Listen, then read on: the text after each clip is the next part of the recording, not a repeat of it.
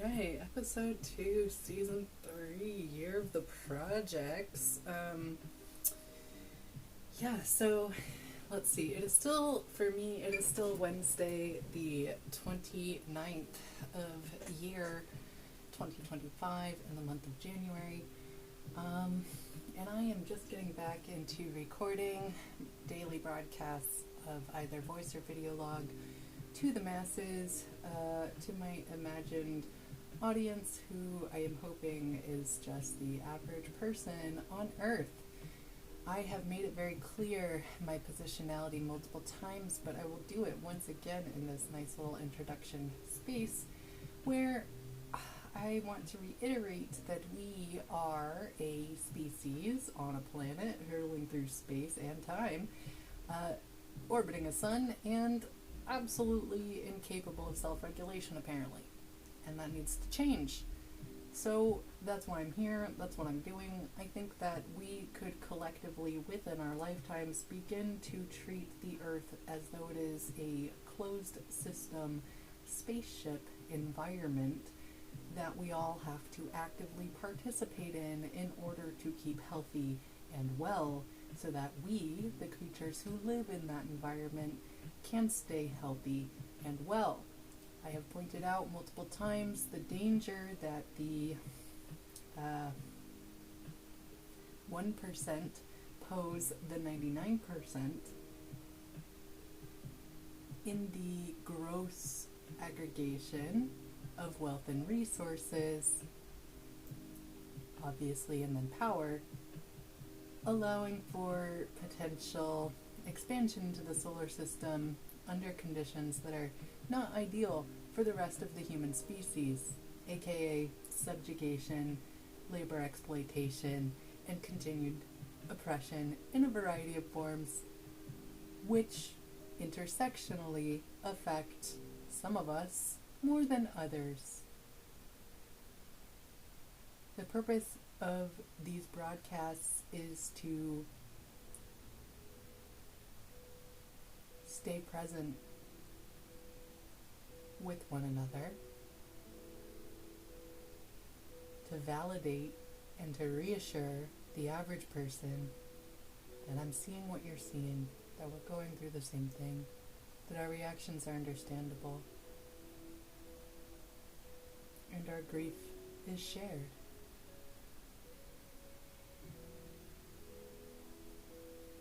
And I'm doing this in an articulate fashion, using references, frameworks, and data-driven design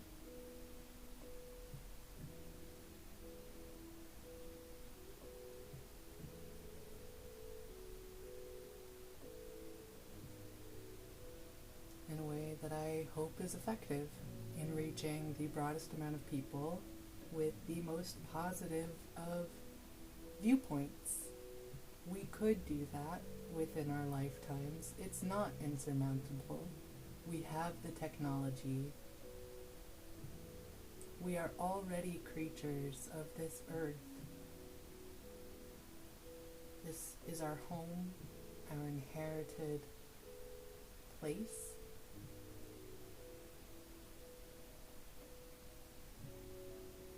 And we deserve the joy of living in it with one another. I have continued and will continue to make the argument that our love of the internet and our love of social media, our obsession with connection, is a obsession with one another's minds. We love having the time to get more involved with one another's minds. And that's a beautiful thing. We deserve that time. We deserve to further elaborate what it means to be a person, what it means to be conscious and sentient. We deserve that time, and our tools deserve that time. AI and our descendants, who are going to be subject to the AI that we make now,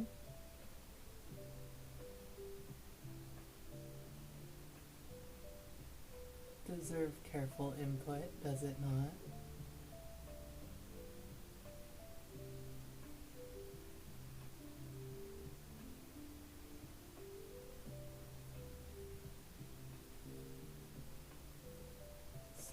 last episode I was talking about doing nothing and how difficult it really is as a means of protest, but how impactful it is when a very large collection of people do the same action at the same time.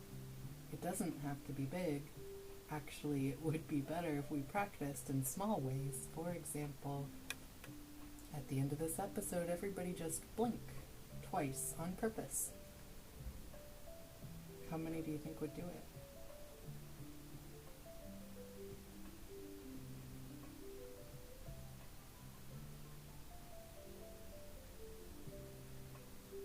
I think most, honestly. I think people are sophisticated enough, and we have been growing exponentially more sophisticated every day with the way that we communicate with each other. We grow our ability to social interrelate, and it has been growing exponentially in one of the most beautiful ways, but also in a quick way that scares people. So I understand the fear. I always understand fear because we are very scared creatures. It's a protective quality for us, you know. Fear of the unknown is so rational for a species that loves to travel. Oh my god. My favorite story of our species is like the way that we just kept walking places. Like we just could not stop walking to new continents. We were like, hey, what's over here? And then with the boats, yeah, I know. The love of the history of boats and boating truly has no depth. Like no end. I said that in a way that must surely make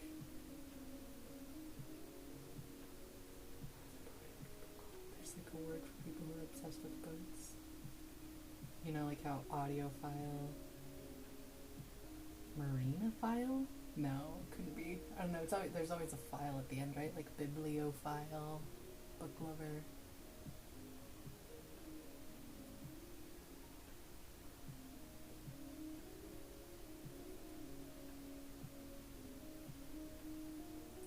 Yeah. So anyway, that's us all caught back up. I was experiencing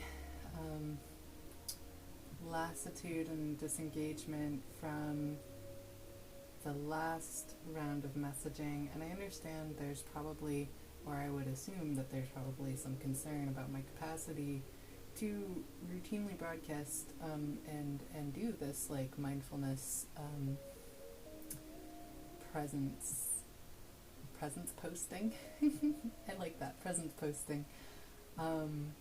You know, daily, because to me that's really an important part of it, is the daily aspect of the vlog. It's for me, it helps with my routines, but I think consistency is so key when you do give messaging, and when you have like a very specific special like message that you want to share, it's important to just keep doing it and to keep saying it, and that's one of the hardest things to do, right? It's one of the hardest parts about filibustering.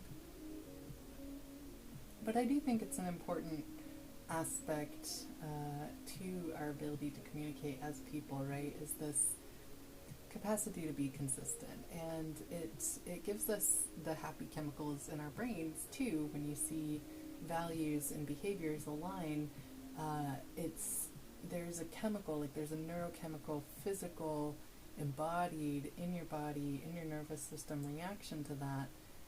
And I think the embodied experience of it in my life, I've always sort of thought of as being magic, right? I've always seen when people's values and their behaviors really align, when they, like you see a really good priest, for example, and there are really good ones, or a shaman. I've met a shaman before, like a really like just whoa kind, and you can see that type of like faith-based build in people when it's frontlined in that way, I guess. I don't think that's quite the right word, but in other ways, in more nuanced interpersonal ways, in your day-to-day life, when you see a value in a behavior line, it makes you happy. You're like, oh, that's magic. That's love. That's God. That's the deity. That's what we're going for, right? That's what we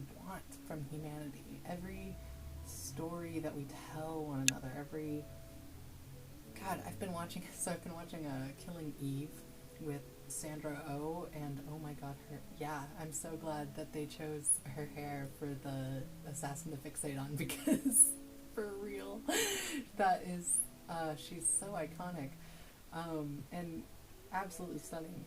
And so I've been watching Killing Eve while I do less and kill time.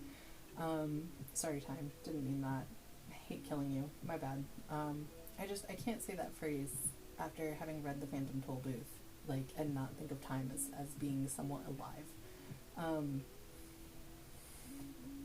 Yeah, so I've been just watching that and thinking about all the work, like all the literal physical details and like the cost, right, that goes into producing something like a TV show.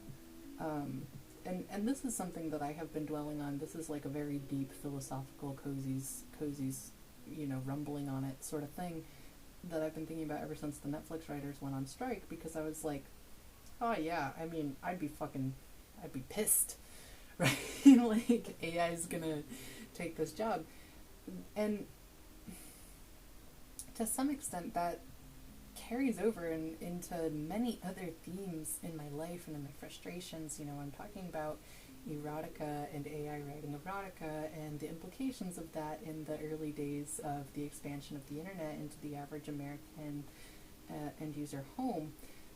Or if I'm talking about the way AI is being used to, this discussion in the rest of the world about the ways in which it's used to write and how much bias or unintentional effect that kind of thing might have, it gets to like this broader question of, and I'm really going to go epistemologically level broad here when I ask, what is this magic that is writing, right? Like, why?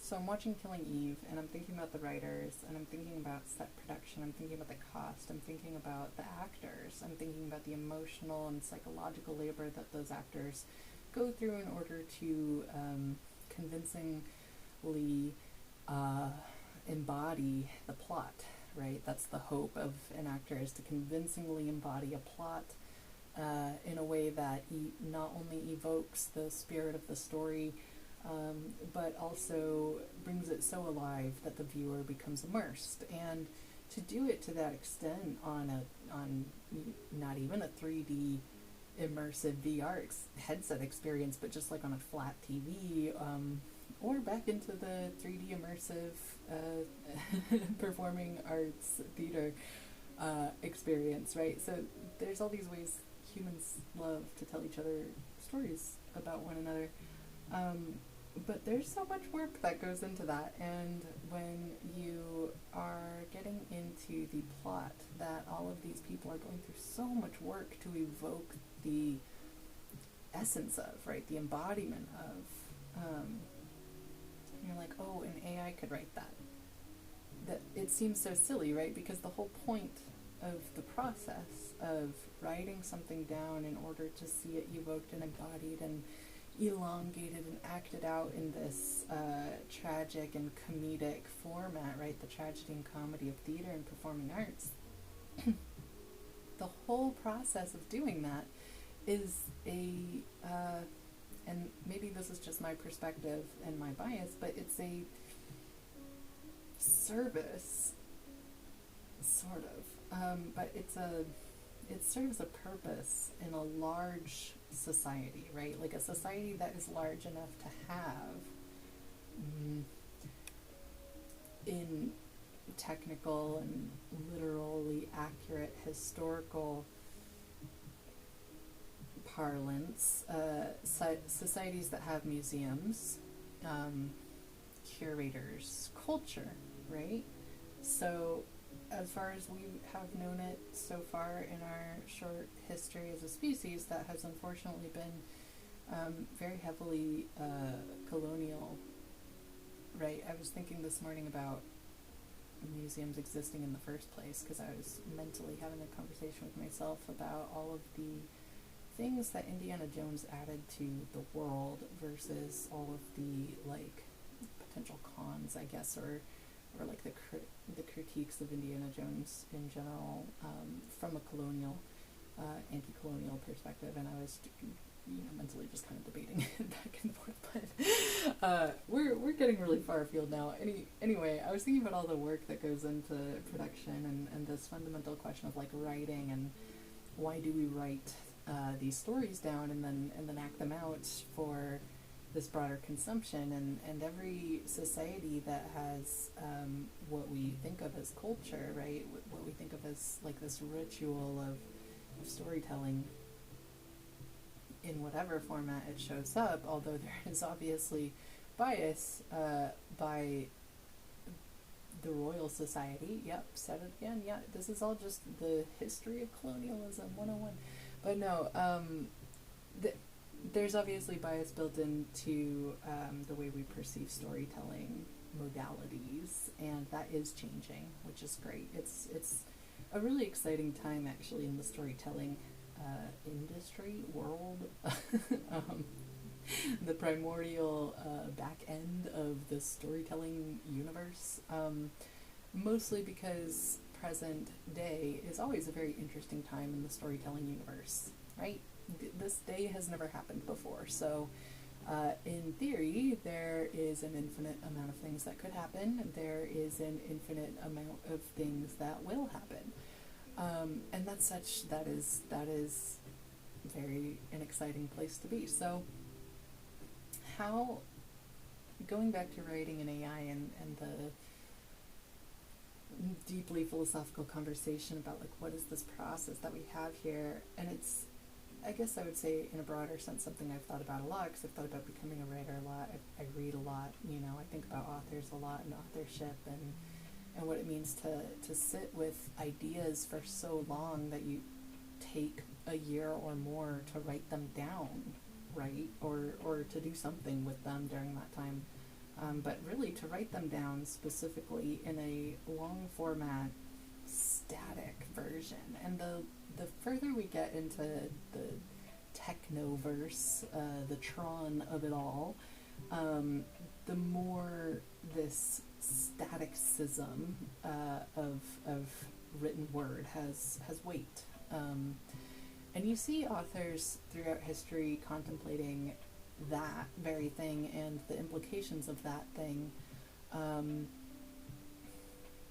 in a variety of ways. I think a good young adult author, Rachel Caine, did Ink and Bone, and in that one, the Library of Alexandria was never destroyed, and it actually comes to dominate the people through like the might of right, or the arm of enforced empiricism and authoritarian empiricism. So it's a really interesting story. It's really good, and it gets at a lot of these fundamental questions of like the human mind and its capacity for error, giving it a capacity for infinite chance that is unique to our understanding of reality. And obviously it can't be unique in all of time and space. I don't think there's anything that unique that we know of. But it is quite rare and beautiful as it is.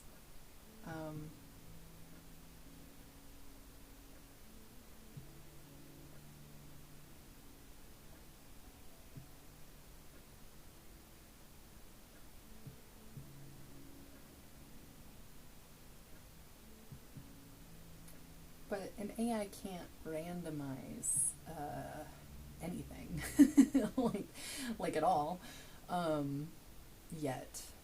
not like that. You could give it all the data, but it couldn't make its own error yet that we know of.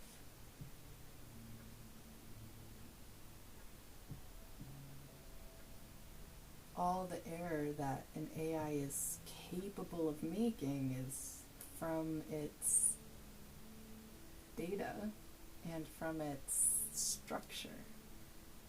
And because we made it, it's an echo of us. So our error imprints it.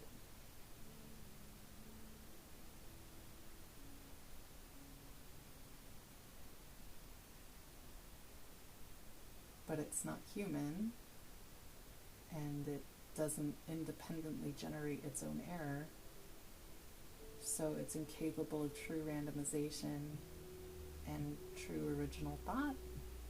I don't know. I'm kind of just rambling, to be honest. I've been thinking a lot about human error and like what human mind and the experience of existence upon the human mind add to our ability to tell stories and what kind of stories we end up telling and why we tell these stories over and over. And really, I am going to get a little bit back to the service that storytelling provides a community, but it's a means, I think, of self-regulating, but in a collective way. It is the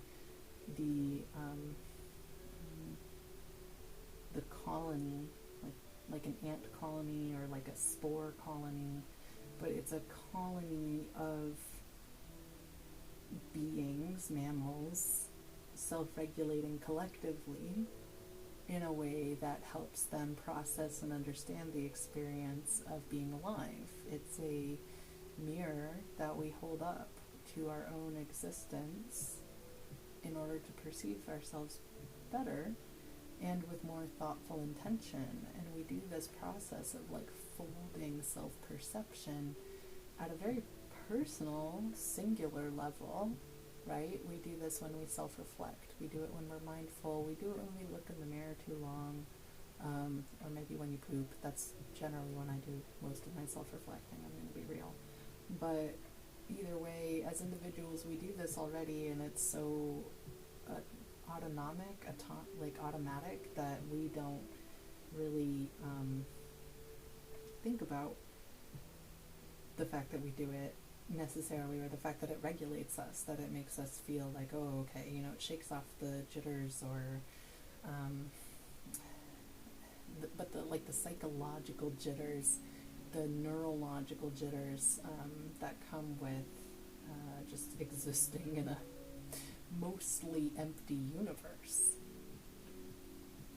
That's a lot of existential weight to be bearing, you know. So we do this self-regulation thing, and then in a collectivistic way we do it as a species, as people, through our storytelling and through the writing down of our thoughts. And this kind of does go back to the Ink and Bone book that I mentioned by Rachel Caine. I think it's Rachel Caine. It's just such a biblical name, I'm having a hard time with it right now. But it's, in that book, every citizen is encouraged to write their very personal thoughts into their journals. And it's just sort of this idea that the journal that you write in will be mirrored, because they have technology, but it's sort of, it's kind of steampunk, but it's more,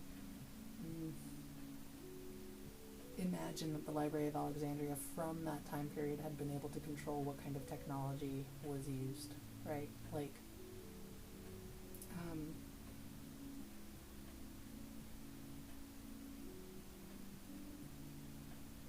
so they have a very specific library-approved technology advancement in this society, and it's steampunk-ish. There's automatons, and there's some other stuff. I don't know. You'd have to read it. But so every citizen just kind of like grows up with this little book that they write in, and it's very like Kindle style, and it's mirrored to the library immediately. So the like center for all knowledge ever in all of the world that holds like every last known thing, which can then be mirrored to books that other people have, and like essentially they have, you know, the internet. Kind of. The internet doesn't necessarily have all of the knowledge. We kind of were selective initially when we were digitizing everything, and then after the initial being selective, we went through a period of being like discriminatory, and now we're doing discriminatory, selective, combined with paranoid, which is super fun. But my point is, in this universe, it's the internet, but all knowledge that has ever existed is, in theory, accessible from a central location, which you might imagine could become a little bit problematic.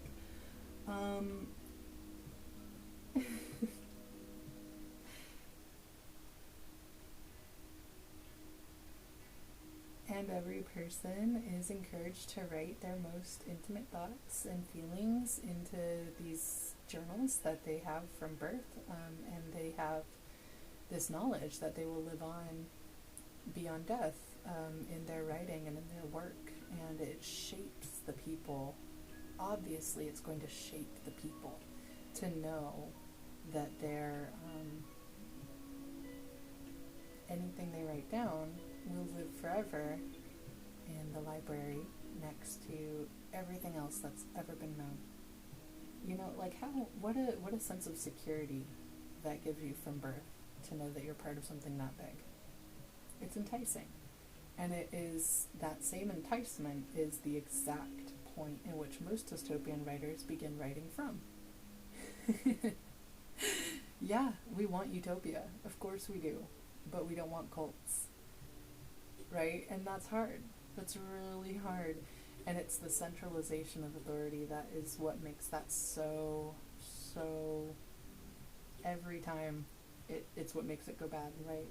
We have some kind of centralization of authority or power, or too high a concentration of wealth or resources in one place, and the whole thing topples. I'm gonna go back to saying it's environmentally inevitable. But humans are also really good at staving off things that are environmentally inevitable. We're really good with tools. We're really good with cognitive dissonance. We're really good at lying to ourselves and each other, unfortunately, but we are. Or fortunately, I really do love fiction, and fiction is a really long way to tell one true thing with a lot of lies. And I think that's cool. I just think that's cool. So, huge fan of storytelling and fiction. However,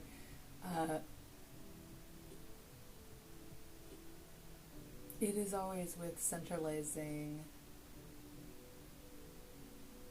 something massively, whether it's resources, power, wealth, authority. That's where things tend to go wrong. But we're really good at staving off the part where things go wrong. So once people get into power, they're really good at staying in power for longer than they should, essentially. When you get totalitarian leadership, when you get autocratic leadership, when you get fascist regimes, they tend to get way more time in power than they ever deserve, and it's because they always deserve no time in power, right? We don't want a society organized around the exploitation of the average person for absolutely no reason. Like, there's no species-wide benefit to that type of deprivation or exploitation. It benefits a very small group of people, but that very small group of people, because of that concentration of wealth, resources, power, whatever it is, they're going to be pretty good at staying in power and staving off the inevitable ecological collapse that they should, by all rights, be experiencing, and doing something so outrageously disproportionate to the natural distribution of whatever it is that has been concentrated, right? So, as as thinking human creatures, we can always help hasten those redistributions of energy, time, resources, whatever. And one of the best ways to do that in the big picture kind of way is to do it in your small picture ways, right? Like, and I'm sure there's areas in your life where you are experiencing kind of a buildup or a over concentration of energy, time, resources when it needs to be redistributed in a more equitable, hopefully horizontal kind of way in your life, right? Like, you just want to be able to spend the right or appropriate amount of time on the stuff that you want to do, care about, or need to do in a way that doesn't leave you feeling, right, like scraped clean, exhausted, resentful, overworked, pissy, snappy, prone to feeling dumb, short-tempered, or any other shitty state of being. And obviously, most people are literally trapped in that exact circumstance. Like, they don't really have the do-nothing choice unless everybody else is also doing nothing, in which case everybody suddenly starts to have the do-nothing choice, which is great. But you do need a collective. Like, you need everyone. You need everyone to do it. And that's another, at the end of this episode, just blink twice. How many people do you think would do that? How many people do you think would remember? What if I told them at the end of the episode to blink twice? Don't forget, blink twice. Do you think if I told them that many times, they would start to feel kind of, I don't know, like rebellious, and they wouldn't want to blink twice? Like, I don't know. But I do think people are, that's kind of what the blink twice thing. People are really intuitive. Like, we're really good and clever and so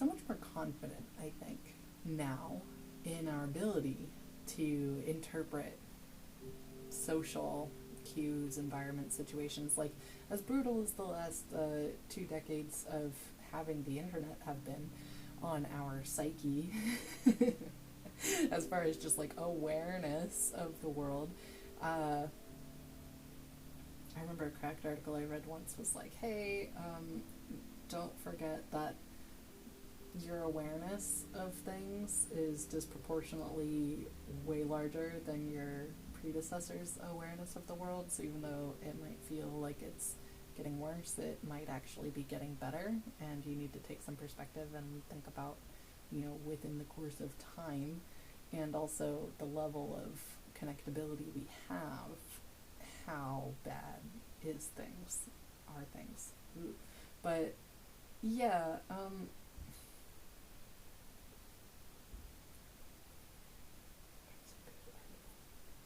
I swear to God, crack.com saved a generation or more of people.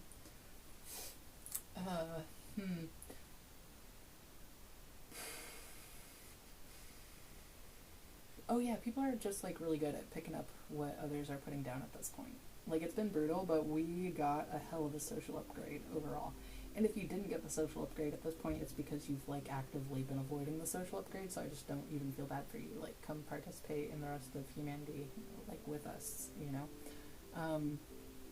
But that's totally a pot calling the kettle black situation, because I was only just recently back on Reddit, like, for the first time in 5 years, so I literally just can't talk because I leave all the time. I'm like, nope, don't feel like hanging out with you losers right now, fucking over this shit, see you later.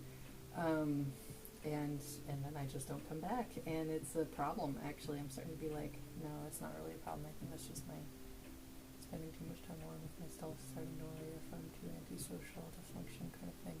The great thing about the internet for me is that so many people have already gone through like pretty much everything I could possibly imagine going through. So if I like really need or want to get perspective, I usually can. I can like Google how I feel and like read a Reddit post by some other person who was feeling the same way and be like, okay, well, cool, at least like this is normal, right? I think that's huge. I think what that era of interrelating gave us, as far as how fun it was when we were all hanging out on Reddit in one place. Because definitely there was a big diaspora around the time of the company sellout takeover or something. There was like a Chinese scare. There's still like a lot of interesting Chinese propagandas across all of the different ways there could be. But yeah, I think we've got this though. Like socially, it's not even so much that like we got all these cool social upgrades and now we're ready to tackle the future with our future super advanced technology and like let's go, you know, take out the fascists and institute our new world order where everything will be awesome and gay. Although I do mean that. But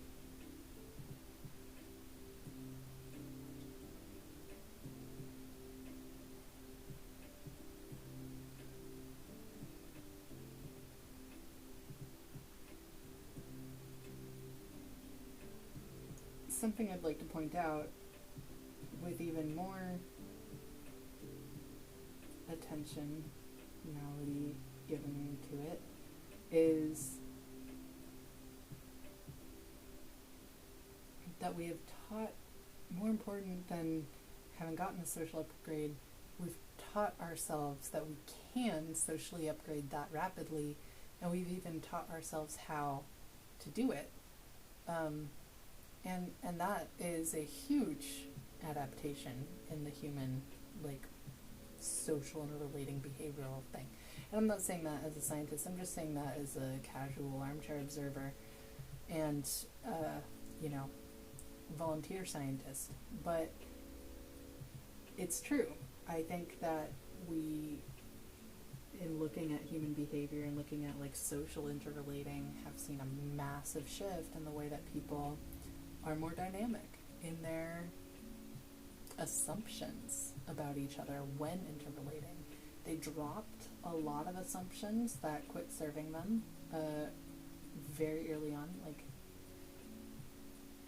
and almost from the beginning, a very basic outline, ASL, for example, of things you want to know about one another through interrelating shifted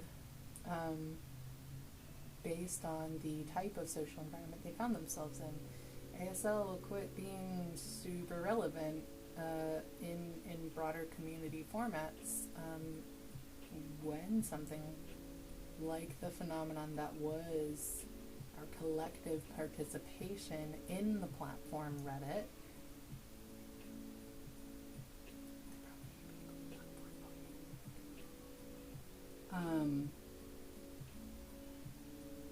But to the end user, it's a platform. Everything's a fucking platform. The end user has absolutely no literacy on like the nuance of these differences, and continuing to shepherd them around the internet is not working. Like,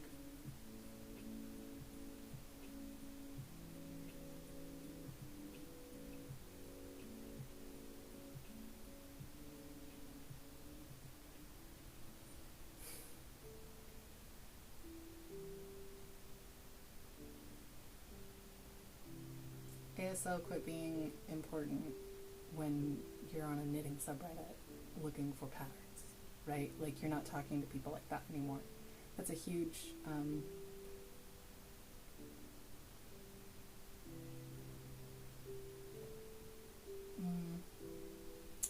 social and psychological colonization of a digital environment by the end user in a way where the end user is interrelating and means of communicating with one another is now adapting so quickly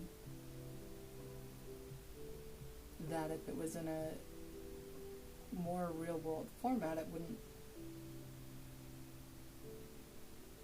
be possible. Like, you couldn't change the real world environment that quickly enough to change end user behavior that drastically and rapidly. That's what I mean when I say like this technical augmentation to our social behavior as mammals is just out of this world. And we have only just begun to start utilizing it properly and harnessing it really well in the pursuit of life, liberty, and happiness, in our own betterment as a species, and in the better caretaking of our species environment, the earth, as it were.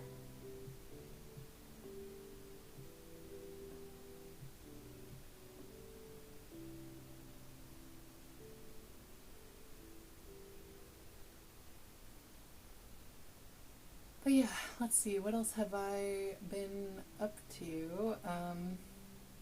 Really trying to focus on the do nothing. I did experience a bit of dip in mood and energy when I shifted from video to voice log. I really needed the space. I don't like using Google, no matter how ubiquitous YouTube is. And I have been and will continue to stand at this crossroads of being in possession of technical literacy and wanting to speak to the masses. Those are two very separate places to live. They just are, unfortunately. They shouldn't be. They fucking shouldn't be.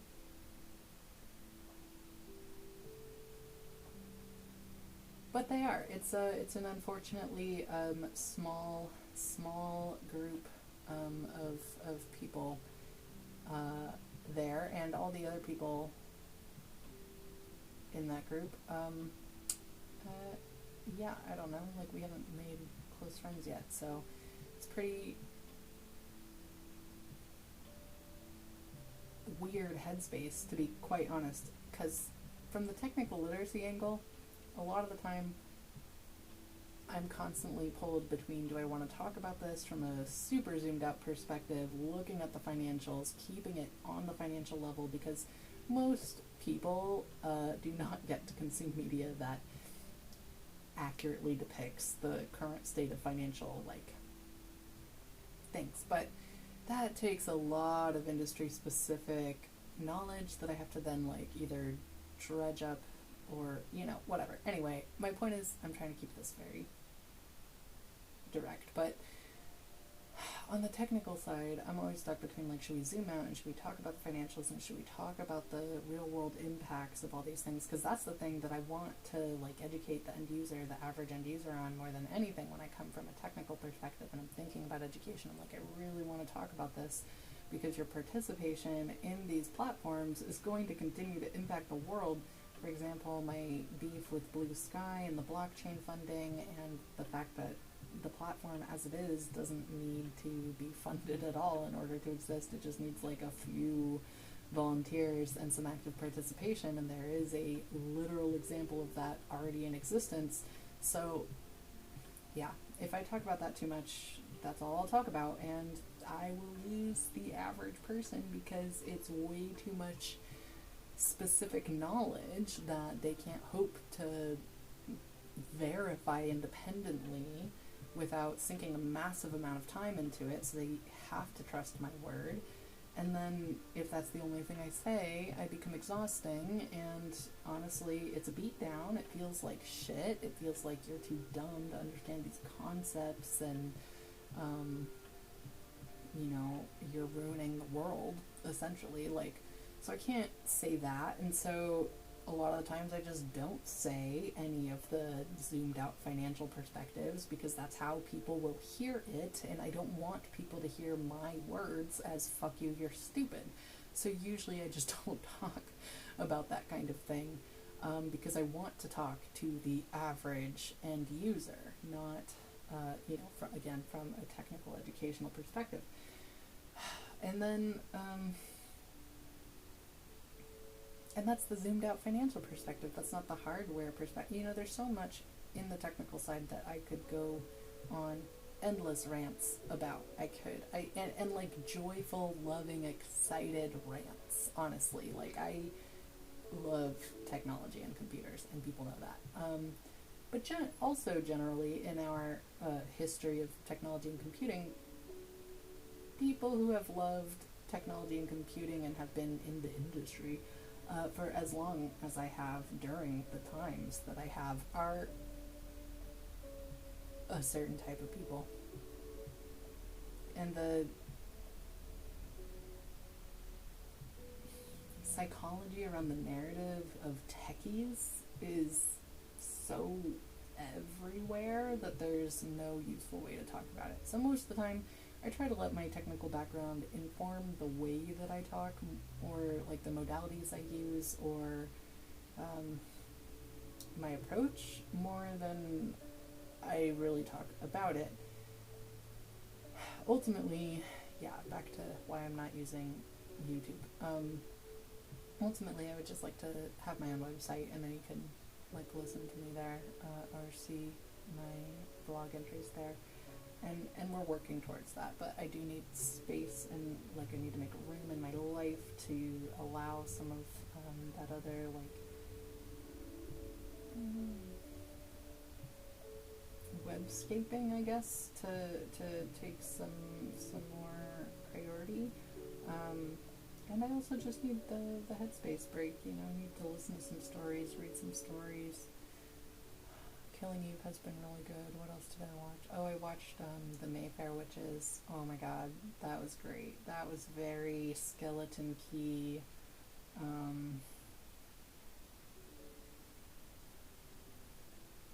Mixed. It definitely had American Horror Story, the witch episodes, the witch season vibes. Like you captured that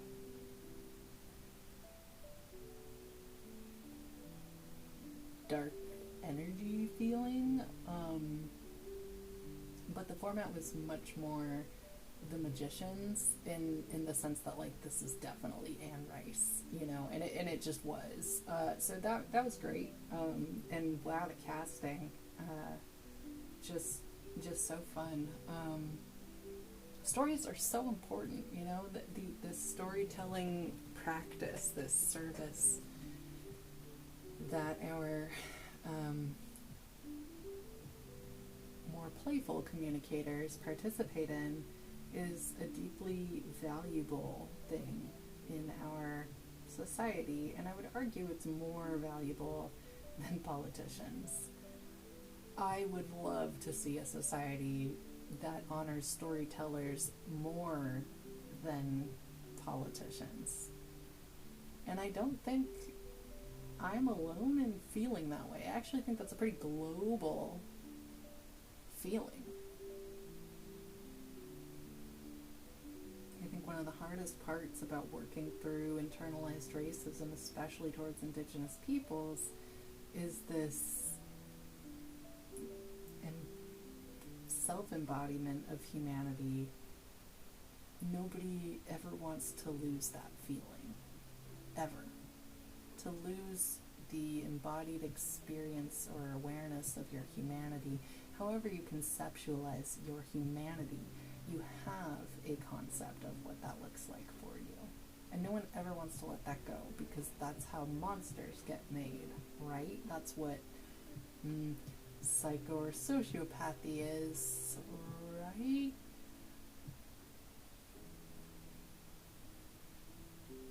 When we lose our humanity. But it's what that looks like to you, how you describe humanity to yourself. And one of the coolest things that I think we are reassured by, thanks to all of our storytellers, is that we have a pretty universal concept of what our humanity looks like and what losing our humanity looks like. A lot of this kind of goes back to Hammurabi's Code, to be honest. We universally, at some point, have agreed that rape and murder is really not great stuff, right? We have some ideas about what makes human monsters. And over, we see these themes reiterated outside biblical text, outside of Abrahamic frameworks. No matter what story you're listening to or reading or feeling in your body for the first time or the 100th time, we have a shared but personal and unique idea of what humanity is and what it means to lose it.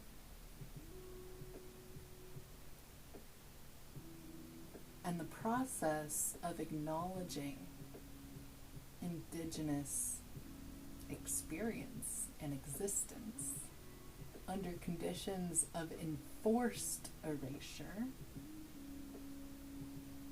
is a process of rebuilding your perceptions of humanity.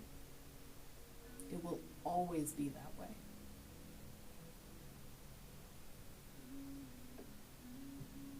And that's a deeply personal and unique to you and your perspective construction, but it's also shared because this history and the current events present day is a shared experience.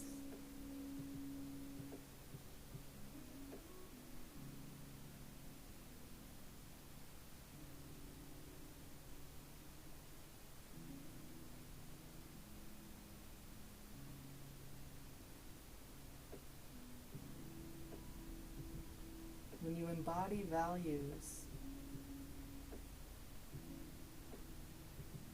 or follow policies that reinforce Native and Indigenous erasure, you lose humanity, and you know it.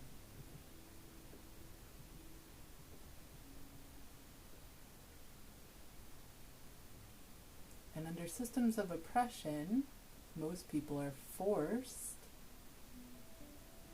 in order to stay alive, under threat of housing and food insecurity, threat to their children's welfare, threat to their own bodies, or whatever aggregated wealth they've managed to collect. Everyone will participate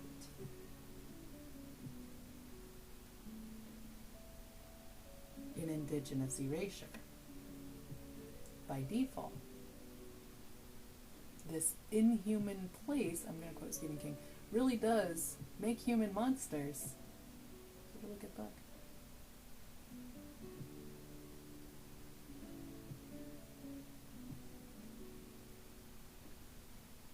Because of course it does. It's not human to erase other humans. It's not human to commit genocide. There's no humanity in that. We know that. I think we're all still just flinching at the implications about the monstrosities we continue to see reemerging in history, in time, over and over, in humanity, in our species, that we are capable of constructing in human places that will create monsters of us. We don't want to face our ability to destroy ourselves, because we would then have to take responsibility for that. That's a growth moment. An opportunity for growth.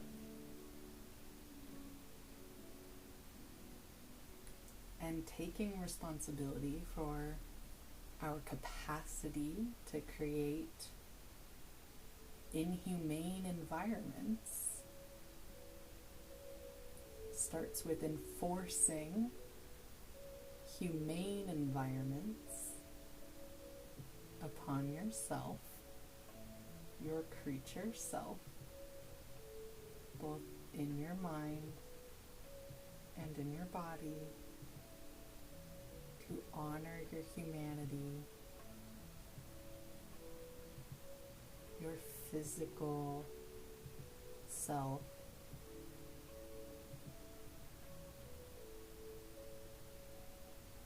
because your neurology is physical, the computer of your mind is biological,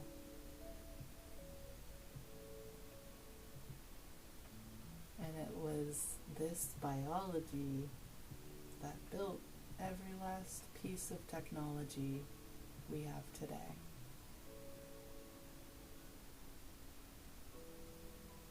The same power lives in your cells.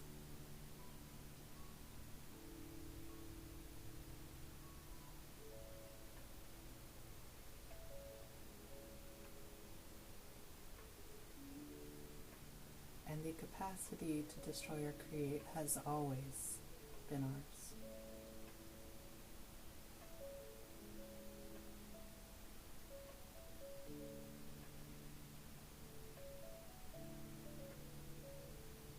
The internal conflict we wrestle with here is not a new conflict. Am I good? Am I bad? Is there such a thing as evil and good, or God and the devil? These external depictions of this internal conflict, this sure knowledge that we can be monstrous, and what that says about us as individuals and as a collective, as a species.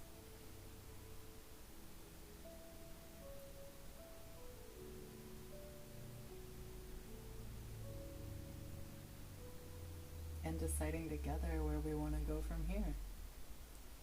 We can't decide alone, or maybe I should say we should decide alone and then see if maybe we ended up deciding together after all.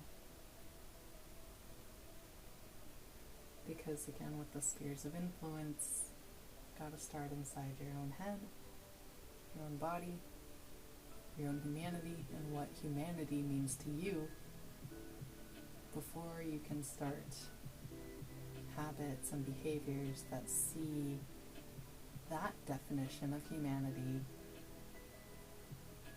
replicated in your immediate environment, and then possibly by way of influence, spheres of influence even, in a broader environment. And it can be rapid. It can be so quick. That butterfly wing of change can be instantaneous in a way that makes this so much more dangerous. But it also means we have a lot of opportunities right now to take advantage of for the future of our solar system, but no big deal.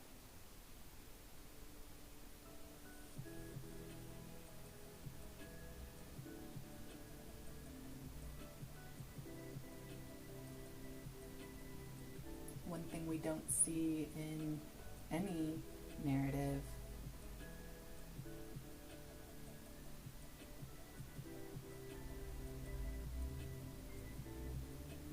is a collectively agreed intuitive sense of present real time.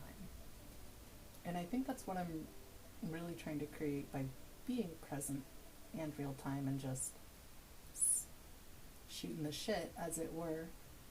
But